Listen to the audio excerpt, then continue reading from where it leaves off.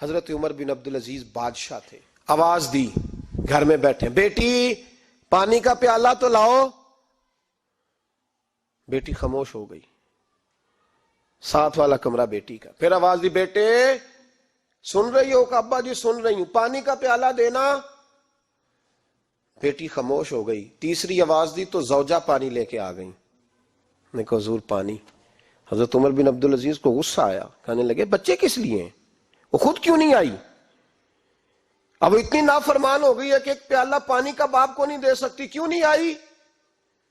تو زوجہ کہنے لگی چلیں درگزر کریں.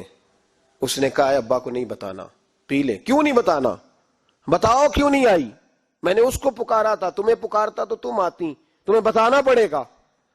جب بات ذرا آگے بڑھی تو ماں تھی نا، بات بیٹی کی تھی، تو اماں رو پڑی، آنکھوں میں آنسو آئے. کہا کیوں روئی ہو؟ کہنے لگی بیٹی کا پجامہ پھٹ گیا، دوسرا ہے نہیں، اور آپ لے کے بھی نہیں دیتے. کمرے میں بیٹھ کے تو پجامہ سی رہی ہے، تو کہہ رہی تھی ابا کو بتانا نا، انہیں تکلیف ہوگی. تو وہ اس کے پاس دوسرا ہوتا تو آ جاتی، ایک ہی تھا تو اس لیے نہیں آئی. حضرت عمر بن عبدالعزیز اٹھے، سر سجدے میں رکھا، کہنے لگے یا اللہ تیرا شکر ہے، تو نے میرے بچوں کو بقدر ضرورت روزی عطا فرمائی ہے. یا اللہ تیرا شکر ہے. ایک روایت میں نے پڑھی، کلیجہ منہ کو آیا. مصطفیٰ کریم بیٹھے تھے تو سیدہ عائشہ صدیقہ رضی اللہ تعالیٰ نے عرض کی یا رسول اللہ صلی اللہ علیہ وسلم وہ دیکھیں سیدہ فاطمہ آ گئی ہیں، وہ دیکھیں بی بی صاحبہ بغیر بتائے آ گئیں. حضرت فاطمہ الزہرا آئی تو حضور نے فرمایا فاطمہ بغیر اطلاع کے؟ حضور چھوٹا سا کام تھا. کیسے آئی ہو؟ تو بی بی صاحبہ نے نا، عورتوں کا پلو ہوتا ہے نا چادر کا، پلو کھولا تو ایک روٹی بندھی ہوئی تھی، ایک روٹی چادر میں.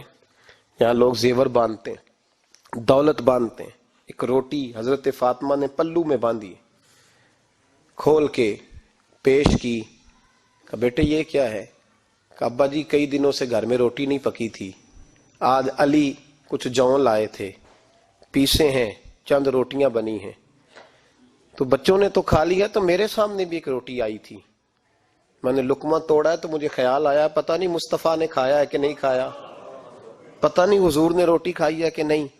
تو حضور میں لے کے حاضر ہو گئی ہوں، مہربانی فرمائیں. تو فرمایا بیٹے بیٹھ جا. حضرت فاطمہ بھی بیٹھ گئی. سیدہ عائشہ کہتی ہیں حضور بھی بیٹھ گئے. فرمایا فاطمہ کتنے دنوں سے نہیں کھایا؟ عرض کی حضور 3 دن سے. فرمایا بیٹے میں نے 5 دن سے نہیں کھایا، آ جا. دونوں باپ بیٹی مل کے کھاتے ہیں. روٹی 2 حصوں میں حضور نے بانٹی. فرمایا چلا دی تو کھا، آدھی میں کھاتا ہوں.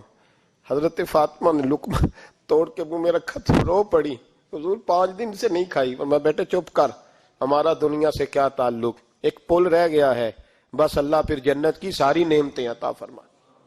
رونے والی بات ہی نہیں ہے اس میں، بس ہمارا کیا تعلق، ایک پل ہے، پھر مالک بڑا کچھ عطا کرے گا. او بھائی، جو کائنات کے مالک و مختار تھے، جو ابرو کا اشارہ کرے تو حضرت جبریل جنت کی نعمتیں لے کے آ جائیں، انہوں نے تو دنیا کی جانب توجہ ہی نہیں کی، ان کا تو خیال ہی نہیں آیا.